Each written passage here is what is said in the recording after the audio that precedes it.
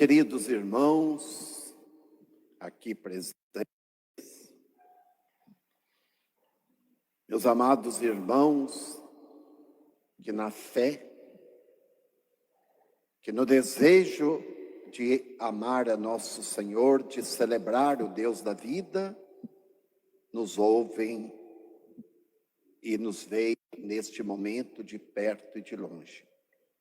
Tem aqueles também que nos acompanham para pegar alguma palavra, algum gesto de descompasso para atacar, não a pessoa do padre, mas atacar a igreja, atacar o próprio Cristo, desprezar o Cristo. Existem estas pessoas, sempre existiram, que trabalham na sordina, no submundo, e hoje no submundo da internet. Meus irmãos e amigos, nós estamos no mês de setembro. E o mês de setembro é o mês dedicado à palavra de Deus, à Bíblia Sagrada. É claro que para nós, todos os dias e todo momento é momento da palavra de Deus. Mas a igreja reserva o mês de setembro para nos recordar a importância da Bíblia na nossa vida. Porque a palavra de Deus, a palavra de Deus que foi revelada para nos orientar, para nos colocar no caminho da salvação. A palavra de Deus que foi gestada durante séculos e séculos e séculos, e depois escrita durante séculos e séculos, esta palavra está toda ela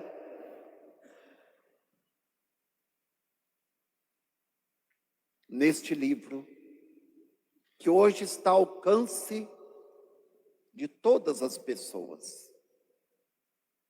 Até umas décadas atrás, a Bíblia era privilégio de algumas pessoas ter a Bíblia. A Bíblia completa. Hoje, graças a Deus, todo mundo tem a sua Bíblia, toda casa cristã, católico, tem a sua Bíblia. Mas a Bíblia não pode ser um livro de enfeite. Aqui está de enfeite, não é? Para nos lembrar. Mas lá na nossa casa não pode ser um livro de enfeite. Tem que ser um livro usado, desgastado. Eu gosto quando eu vou numa casa abençoar, ou qualquer coisa que eu preciso da Bíblia, eu peço a Bíblia e eles trazem para mim aquela Bíblia surrada, não é? Com as folhas todas amareladas, aquela Bíblia onde estão grifados os textos que chamou a atenção daquela pessoa, daquela família. A gente sabe que ali a palavra de Deus é lida, meditada, rezada.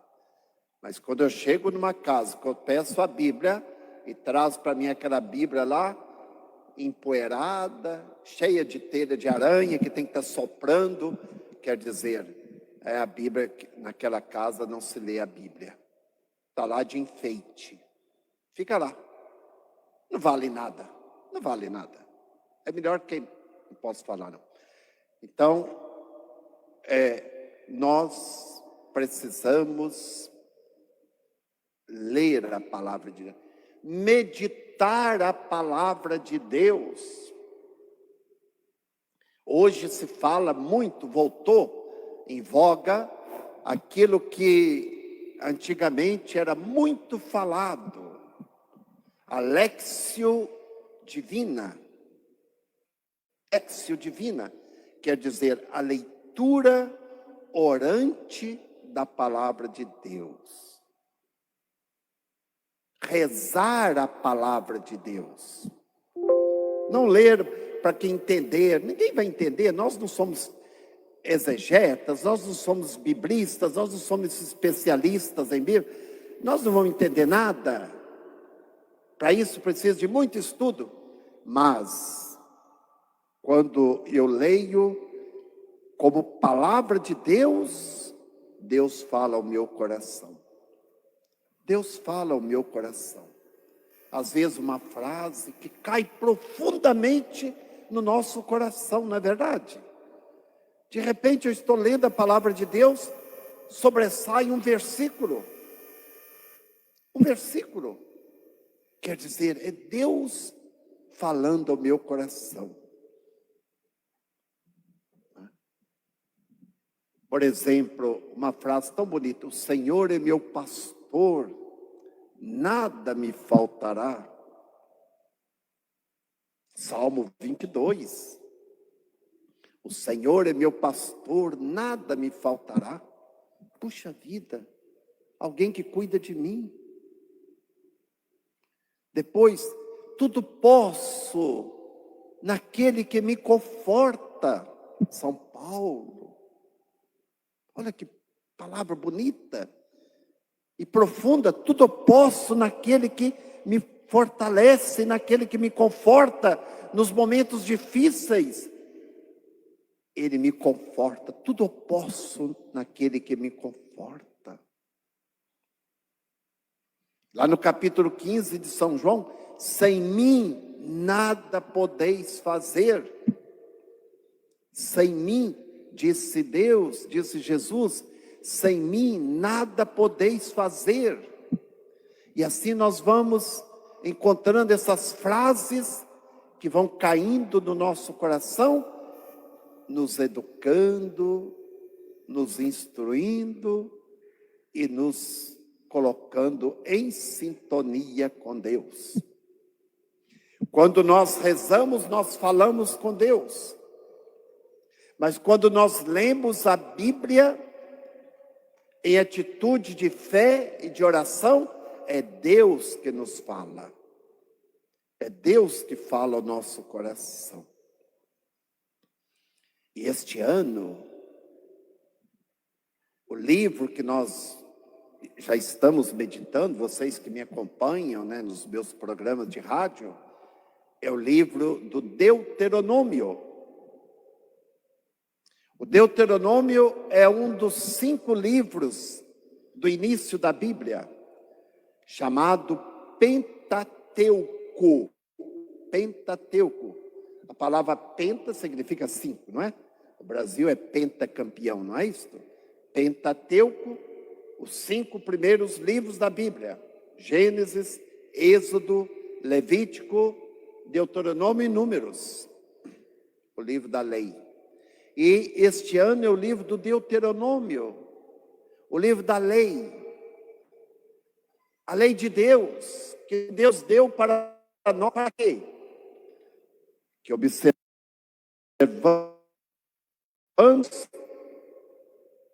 eu vou me colocando sempre em sintonia com Deus.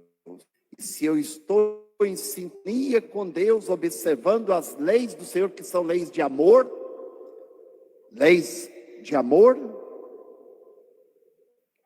observando essas leis, ver as pessoas, eu vou conviver bem com todos, eu vou ser solidário com as pessoas, eu vou tirando aquelas arestas que pode me afastar de Deus, das pessoas, vou corrigindo, vou me corrigindo. E o cartaz do mês, ele é bonito, né? Que tem como lema: abre tua mão para o teu irmão. Abre tua mão para o teu irmão. E a imagem que aparece não podia ser melhor. Irmã Dulce, hoje Santa Dulce, acolhendo uma criança negra, pobre, de rua, e abraça esta criança com carinho de mãe, né? A irmã Dulce foi uma verdadeira mãe, que certamente se ela estivesse nesse tempo de pandemia que nós estamos vivendo, se ela estivesse com saúde, ela não estaria fechada no seu conventinho, não é? Lá no seu convento, com todo o conforto, não é? Com todas aquelas coisas, tem comida a tempo, tem salário, tem empregado, tem tudo. Ela não estaria, com certeza, ela estaria no meio dos que estão sofrendo com esta pandemia. Com certeza, ela estaria no meio das pessoas. Porque os santos não tinham medo. Eles não tinham medo. Eles não tinham medo. Para os santos, amar a Deus e amar os irmãos estava em primeiro lugar.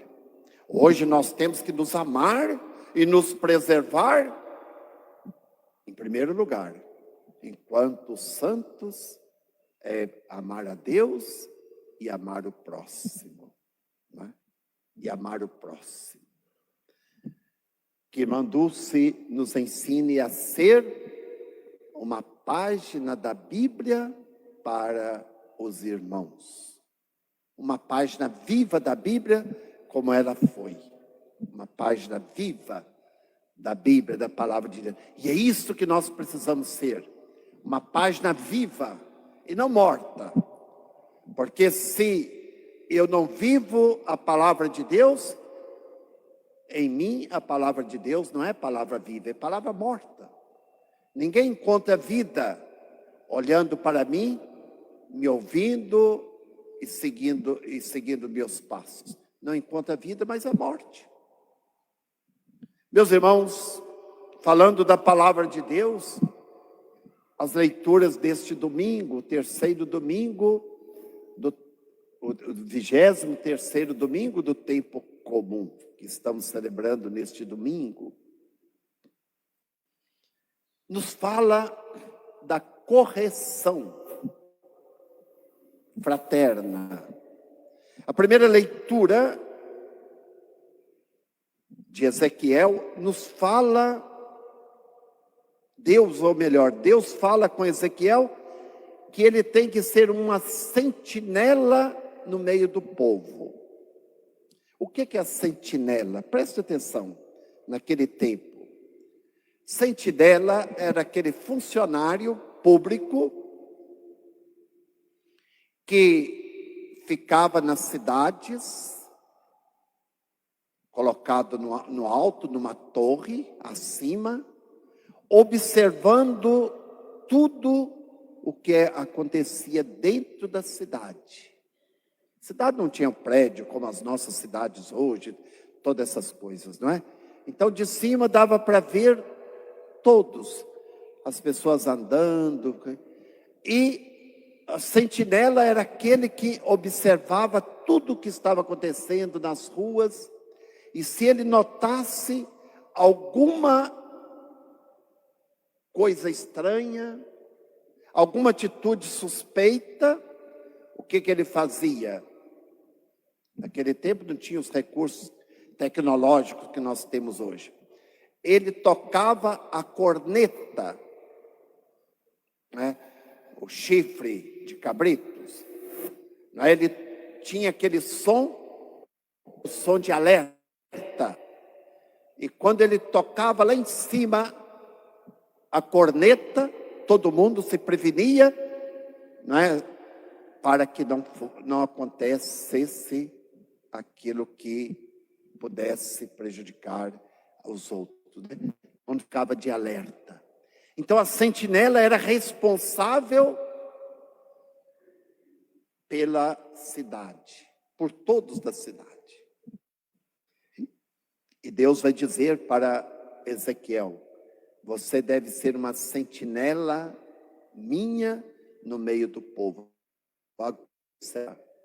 E se você notar alguma coisa no meu povo, algum comportamento que não corresponde ao comportamento de um fiel, você tem que alertar esta pessoa. Você tem que dizer para essa pessoa. Se você falar, e essa pessoa corrigir, essa pessoa vai ter a vida e você também. Se você falar e a pessoa não corrigir, a pessoa vai ter a morte, mas você vai viver. Mas se você não falar, a culpa será sua. A culpa será de você e não dele. Olha que palavra atualíssima. Nós vivemos num tempo, meus irmãos, de crise de autoridade. É impressionante o que nós vivemos hoje. Vocês sabem muito bem, às vezes eu vejo, não é? Às vezes eu vou numa casa, eu vejo por aí o comportamento de determinada criança, adolescente, que se o pai ou a mãe chamar a atenção, eles falam mais alto do que o pai e a mãe. Gritam com os pais. E os pais ficam aquelas lesmas, aquelas plastas, que não sabem corrigir. Eu tenho medo do conselho tutelar. Quem manda esse povo para lá? Não é? Quem corrige os filhos são os pais. O Estado não tem que corrigir, não. O Estado não corrige nem ele. Não toma conta nem das coisas dele. É claro que hoje quer esculhambar a família. Destruir a família. Para que depois o Estado possa dizer, agora é comigo, é nós que vamos cuidar da sua família. Não. Quem cuida da família é o pai e a mãe. Com autoridade, não autoritarismo. Duas coisas diferentes. No passado pode ser que nós fomos educados sob o autoritarismo. Nosso pai era coisa da época. Mas hoje com autoridade, com diálogo, com responsabilidade. Mas os filhos têm que obedecer os pais. Se os filhos não obedecem os pais, vão obedecer os professores? Vão obedecer os catequistas? E é isso que nós vemos nas escolas. Nas escolas, hoje, os meninos, não é, autoritários. Eu estava vendo um comandante da polícia de uma determinada cidade, estava me mostrando aquelas pessoas que estão lá fichadas, e ele mostrou para mim um adolescente. Ele foi conversar com um adolescente infrator. E o menino disse para ele, eu sou assim mesmo, você não pode fazer nada comigo, eu sou de menor. Simplesmente, olha, você não pode fazer nada comigo, eu sou de menor. Se fosse filho dos meus pais, né? Meus irmãos, é preciso corrigir o que Deus disse. Se essa pessoa se perder, a culpa é de quem não corrigiu, que não foi sentinela para esta pessoa. Os pais são as sentinelas dos seus filhos. Pai e mãe têm que saber onde os seus filhos andam, com quem seus filhos estão andando e o que os seus filhos estão fazendo. A gente vê aí pelas ruas, aqui em Rio Branco, não é? Eu me vi aí quantas vezes, na época de festa, essas coisas, por aqui ao redor da igreja, meninas de 12, 13 anos, de qualquer maneira, para a rua fora, de madrugada, não é? Cheirando, não sei o que é cheiro, que eu não entendo nada disso, né? Eu vejo, às vezes, cheirando, às vezes fumando droga. Onde estão os pais? Onde estão as sentinelas desses meninos? Onde estão? Dormindo o sono dos covardes, da irresponsabilidade. Depois vão chorar lágrimas de sangue.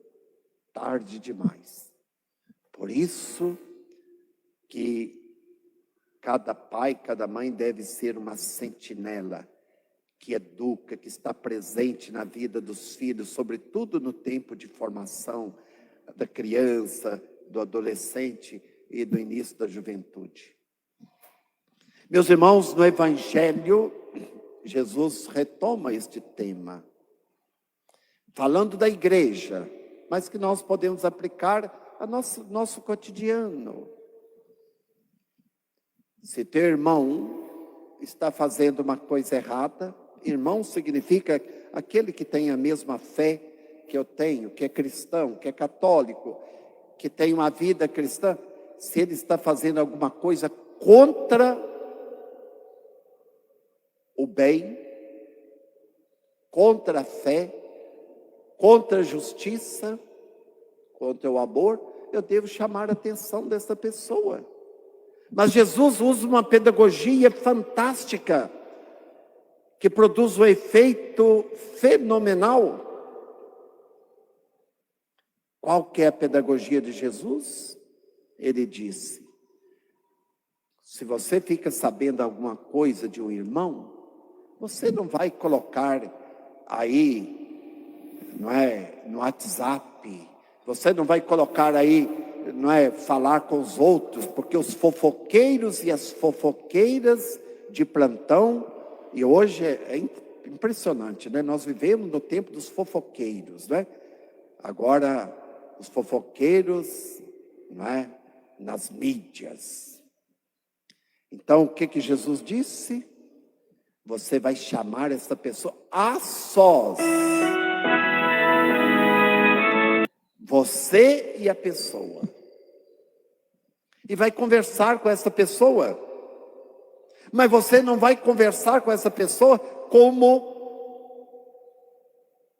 uma autoridade que está de cima. Como diz São Bento, você tem que ser alguém que vai orientar, vai ouvir essa pessoa, mas com humildade, vindo de baixo, como suporte.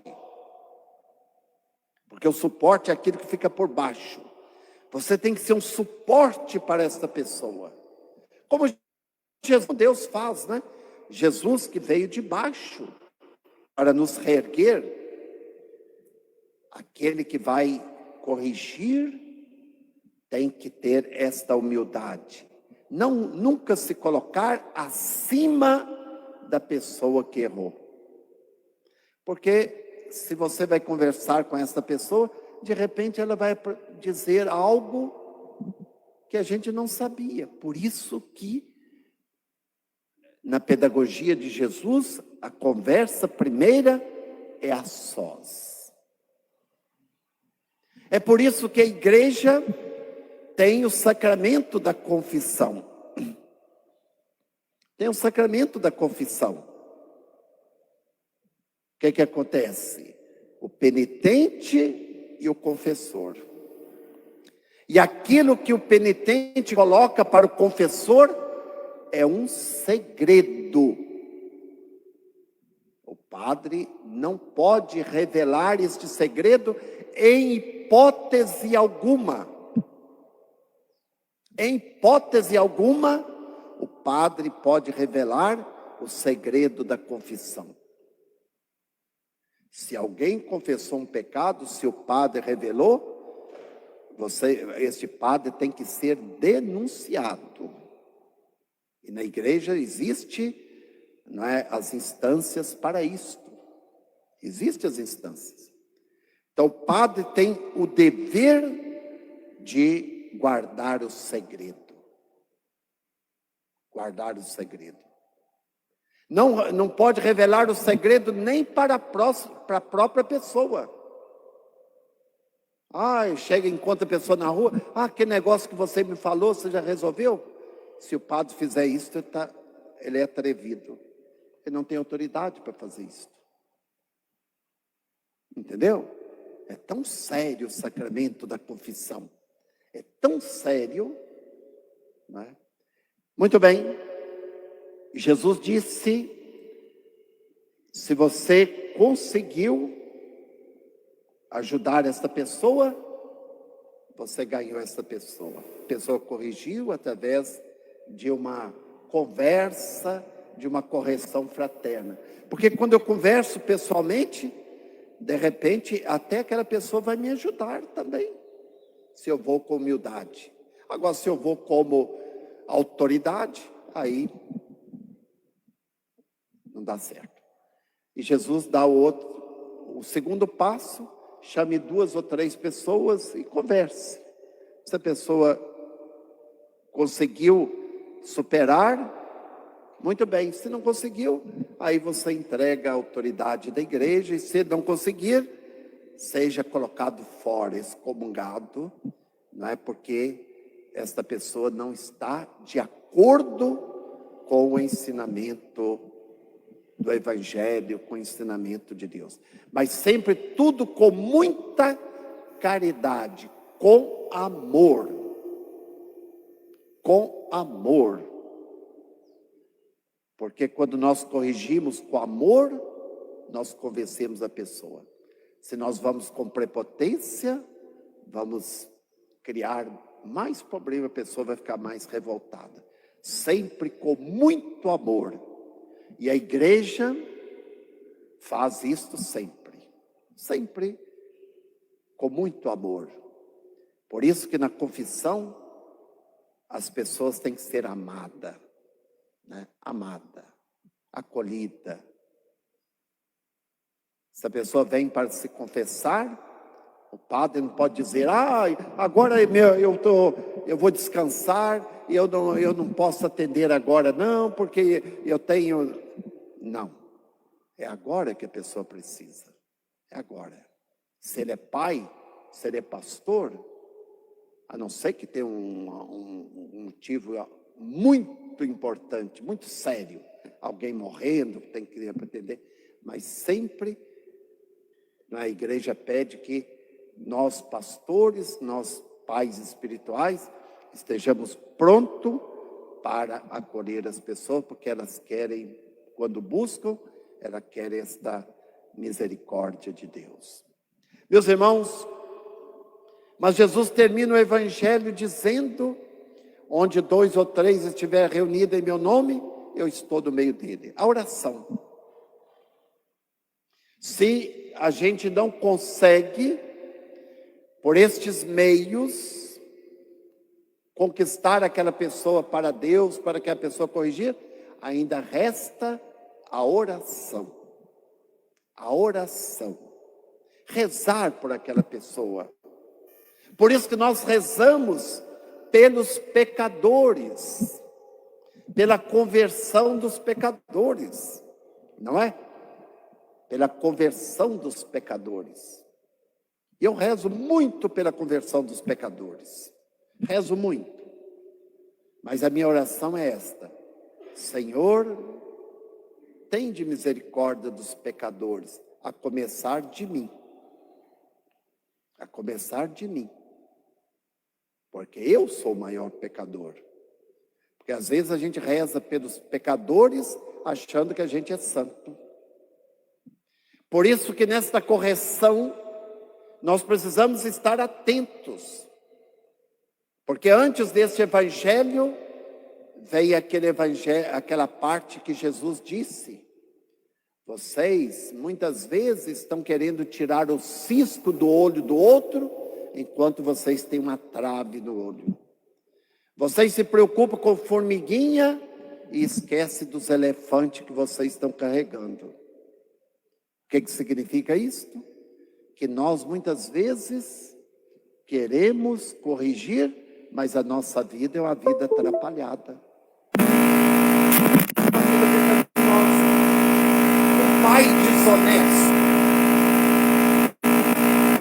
um pai adulto, um pai violento, com autoridade para corrigir seus filhos, com autoridade. Um pai que é ausente, um pai que fica nos costumes, enchendo a cara. Por que pode corrigir seus filhos? A nossa correção, se nós nós devemos sempre olhar primeiro para nós mesmos. Se nós temos de fato autoridade para corrigir. Se nós somos pessoas honestas, coerentes, porque senão, é claro que a nossa correção cai no vazio.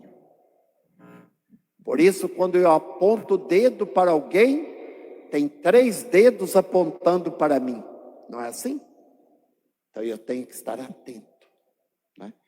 Toda vez que eu aponto o dedo para mostrar o erro dos outros, tem 3 dedos dizendo, ó, cuidado, cuidado, não é? Porque você pode ser 3 vezes, no mínimo, pior do que essa pessoa que você aponta. Não é verdade? Meus irmãos, que a palavra de Deus nos ajude.